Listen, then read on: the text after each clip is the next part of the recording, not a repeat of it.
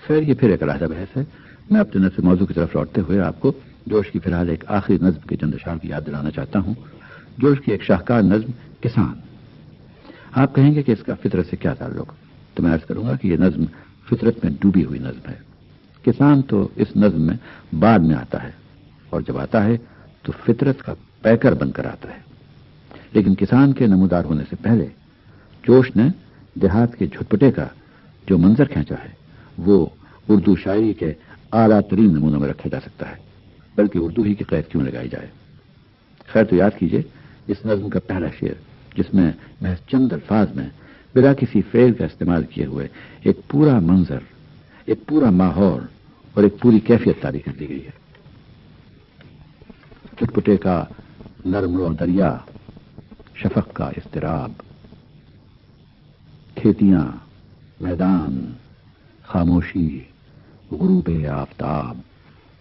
ذرا ایک مرتبہ پھر توجہ سے پڑھیے اور غور کیجئے کہ اس نسبتاً طویل بحر کا انتخاب کیوں کیا گیا. الفاظ کون سے نہیں بلکہ کس قسم کے استعمال کیے گئے ہیں.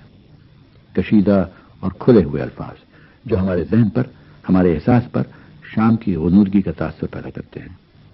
کائنات میں ایک ٹھہراؤ ہے، زندگی آہستہ خرام ہے، ہر چیز کو جیسے نیند سی آ رہی ہے. جھپٹے کا نرم رو دریا، شفق کا اضطراب، کھیتیاں، میدان، خاموشی، غروب آفتاب.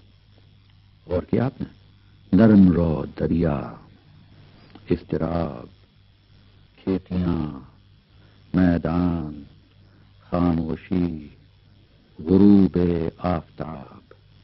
ہر لفظ کشیدہ اور کشادہ سوائے آخری الفاظ کے، اضطراب اور آفتاب. ان کے اختتام پر منہ بند ہو جاتا ہے کیونکہ سورج اس کے بعد ڈوب گیا. پہلے ہی شعر میں گنے چنے الفاظ مگر بڑے مناسب اور چیدہ چیدہ الفاظ کی مدد سے دل کی مصروفیات کو سمیٹ لیا گیا. تو پھر دیکھیے کینوس پر اس ماسٹر اسٹروک کے بعد کس کس طرح سے اور کس مہارت سے اس پینٹنگ میں رنگ بھرے گئے ہیں. چھٹپٹے کا نرم رو دریا، شفق کا اضطراب، کھیتیاں، میدان، خاموشی، غروب آفتاب. دشت کے کام و دھن کو دن کی تلخی سے فراغ، دور دریا کے کنارے دھندلے دھندلے سے چراغ. زیر لب ارض و سما میں باہمی گفت و شنود، نشلے گردوں کے بجھ جانے سے ایک ہلکا سا دودھ. وسطیں میدان کی سورج کے چھپ جانے سے تنگ، سبزے افسردہ پر خواب آفرین ہلکا سرنگ. خاموشی اور خاموشی میں سنسناہٹ کی صدا، شام کی خلکی سے گویا دن کی گرمی کا گلا. اپنے دامن کو برابر قطع سا کرتا ہوا تیرگی میں کھیتیوں کے درمیان کا فاصلہ.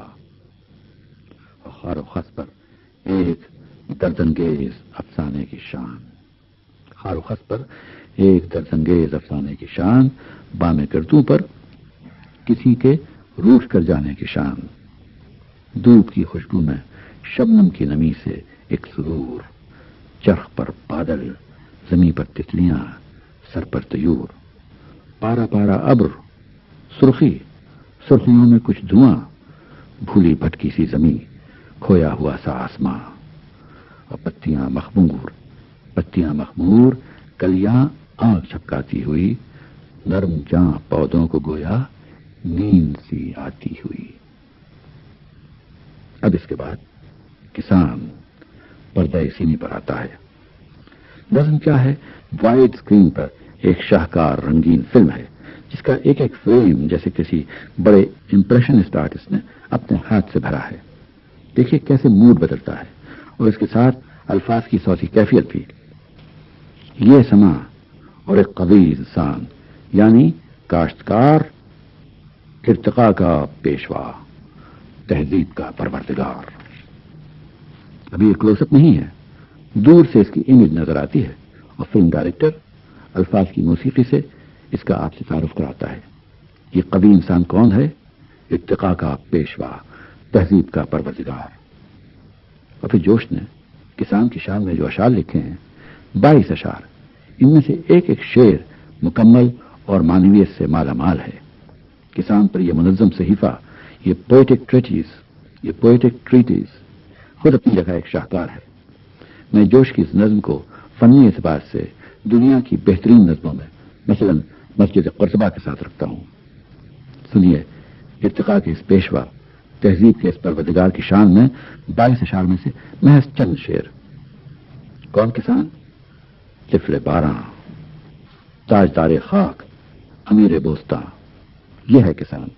طفل باراں، تاجدار خاک، امیر بوستاں، ماہر عین قدرت، ناظم بزم جہاں، ناظر گل، پاسبان رنگ بو، گلشن پناہ، ناز پرور لہلہاتی کھیتیوں کا بادشاہ، وارث آثار فطرت، فاتح امید بین، محرم آثار باراں، واقف تب نسیم، صبح کا فرزند، خورشید زرفشاں کا علم، محنت پہم کا پیما، سخت کوشی کی قسم، اور قلب آہن جس کے نقش پا سے ہوتا ہے رقیق، شعلہ خو جھونکوں کا ہمدم، تیز کرنوں کا رفیق، اور خون جس کا دوڑتا ہے نبض استقلال میں، خون جس کا دوڑتا ہے نبض استقلال میں، لوچ بھر دیتا ہے جو شہزادیوں کی چال میں، اور سرنگوں رہتی ہیں جس سے قوتیں تخریب کی، اور جس کے بوتے پر لچکتی ہے کمر تہذیب کی، جس کی محنت سے پھبکتا ہے تن آسانی کا باغ، اور جس کی ظلمت کی ہتھیلی پر تمدن کا چراغ۔ اور اب دیکھیے وہ کسان قریب آ گیا، اب کلوز اپ پورے اسکرین کو بھر دے گا۔ دھوپ کے جھلسے ہوئے رخ پر مشقت کے نشان، دھوپ کے جھلسے ہوئے رخ پر مشقت کے نشان، کھیت سے پھیرے ہوئے منہ گھر کی جانب ہے رواں۔ اور یہ دل و دماغ پر نقش ہو جانے والا زبردست کلوز اپ دیکھیے کہ ٹوکرا سر پر، بغل میں پھاوڑا، تیوری پر بل۔ الفاظ کی صوتی اقدار، ساؤنڈ ویلیو پہ کبھی ذرا ذہن میں رکھیے کہ ٹوکرا سر پر، بغل میں پھاوڑا، تیوری پہ بل۔ یہ بڑی ڈاؤن ٹو ارتھ اور ٹھوس تصویریں ہیں، لکڑی اور لوہے کی، ڈھور اور ڈنگر کی، کہ ٹوکرا سر پر، بغل میں پھاوڑا، تیوری پہ بل، سامنے بیلوں کی جوڑی، دوش پر مضبوط حل۔ ٹوکرا، جوڑی، پھاوڑا، اس کسانی کلوز اپ کے لیے یہ کھردرے الفاظ وہی فنکار استعمال کر سکتا ہے جو اپنے فن پر پوری طرح حاوی ہو، جیسے انیس۔ ٹوکرا سر پر، بغل میں پھاوڑا، تیوری پہ بل، سامنے بیلوں کی جوڑی، دوش پر مضبوط حل۔ الفاظ کے علاوہ فقروں کے تناسب پر غور کیجیے۔ پورے شعر میں صرف 5 فقرے ہیں، 3 مصرع اولا میں اور 2 مصرع ثانی میں، لیکن کیسے سانچے میں ڈھلے ہوئے اور ترازو میں تلے ہوئے فقرے ہیں۔ ٹوکرا سر پر، بغل میں پھاوڑا، تیوری پہ بل، سامنے بیلوں کی جوڑی، دوش پہ مضبوط حل۔ اور پھر حل کے بیان میں 8 شعر ہیں جو اس آخری مصرے پہ ٹوٹتے ہیں۔ کون حل؟ جس کا لوہا مان کر سونا اگلتی ہے زمین، جس کا لوہا مان کر سونا اگلتی ہے زمین۔ یہی وہ زمین ہے جس سے جوش کی فطرت پھوٹ نکلی ہے، جو زندہ ہے، جاندار ہے، جس کا ایک ایک ذرہ، ایک ایک پودا، ایک ایک پھول سانس لے رہا ہے۔ آج ہنگام سحر اے ہمدم، آج ہنگام سحر اے ہمدم، آ گیا ایک پھول زیر قدم۔ پھول اور موت کے اٹھائے ناز، کچھ سے ٹکائی دردناک آواز۔ ہائے کیا قہر تھی یہ پامالی، میں نے ایک زندگی کو چل ڈالی۔ اور جوش کی ذی حیات فطرت کی انجمن میں معرفت سے لبریز ایک ربائی سنیے۔ جب رات کو جھومتے ہیں بادل کالے، جب رات کو جھومتے ہیں بادل کالے، ظلمت میں تپکتے ہیں دلوں کے چھالے، قرباں تیرے اس وقت کی تاریکی میں، انگشت سحر سے دل کو چھونے والے۔ اور جب یہ رند سحر خیز صبح کی مسور کن فضا میں آنکھ کھولتا ہے تو ایک آواز اس کے دل کے ستار پر مضراب کا کام کرتی ہے۔ افق سے سحر مسکرانے لگی، افق سے سحر مسکرانے لگی، مؤذن کی آواز آنے لگی۔ یہ آواز ہر چند فرسودہ ہے، جہاں سو صدیوں سے آلودہ ہے، مگر اس کی ہر سانس میں متصل دھڑکتا ہے اب تک محمد کا دل۔